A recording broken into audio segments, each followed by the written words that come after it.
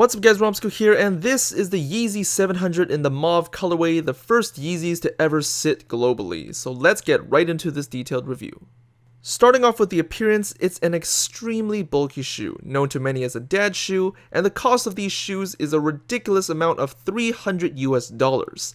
It's definitely a chunky monkey in comparison to most shoes on the market, and its price definitely matches its silhouette.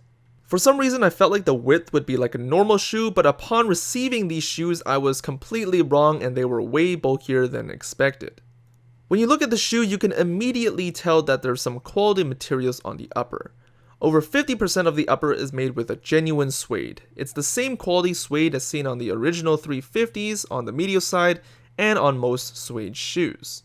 The uppers have a surprisingly complex colorway, with the uppers of brown, purple, and gray with a mix of those colors in every single section. And on the midsole, you have a lighter brown with two accents of fluorescent lime green.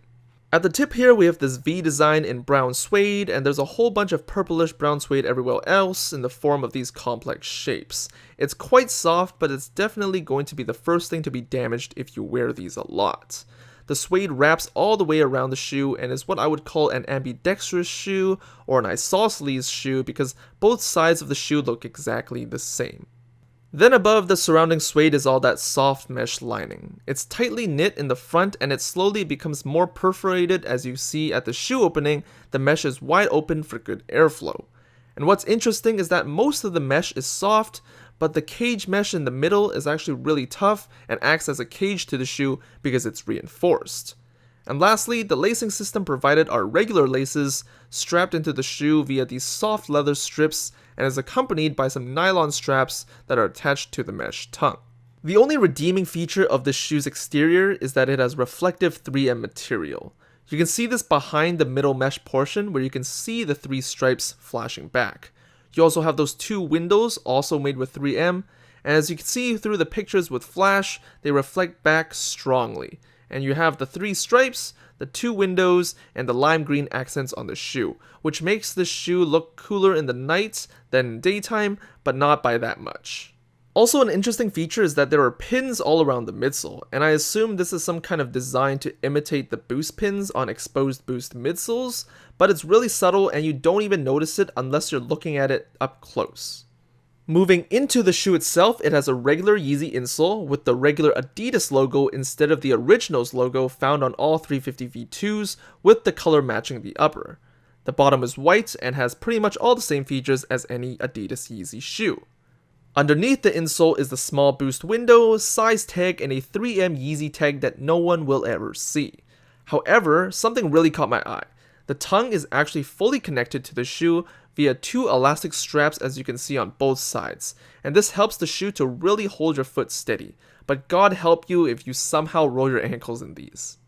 Underneath the shoe, the outer sole is surprisingly thick with a durable rubber fully covering the bottom. And you can see the little boost windows all around, and the treads are also quite thick, making this shoe all the more sturdy when walking. And this outer sole is pretty much like a boot, making this a boost boot. Which brings us to the end of this video with the comfort of the shoes with on-feet shots. For sizing, true to size seemed to work for me. Comfort-wise, even with the boost midsole, you're not getting much out of it. Yes, the landing is soft, but you can barely feel it. Comparing it to Ultra Boost, these aren't that comfortable. Comparing to 350 V2s, these aren't that comfortable. I'd say they're mildly similar to NMDs, but a bit stiffer, but I feel like it's because the surrounding mid and outer sole is so thick, it reduces the amount of energy return you can get. So in conclusion, they're definitely not worth $300. This thick, chunky appearance and colorway is pretty meh, and the comfort is also pretty meh. It may appeal to those who like bulkier shoes, but this ain't for me. For once, I feel like it deserves to be sitting on the shelves. And I feel like the only reason that the original 700s in the Wave Runner colorway sold out was really because of the colorway itself and not because of the shoe.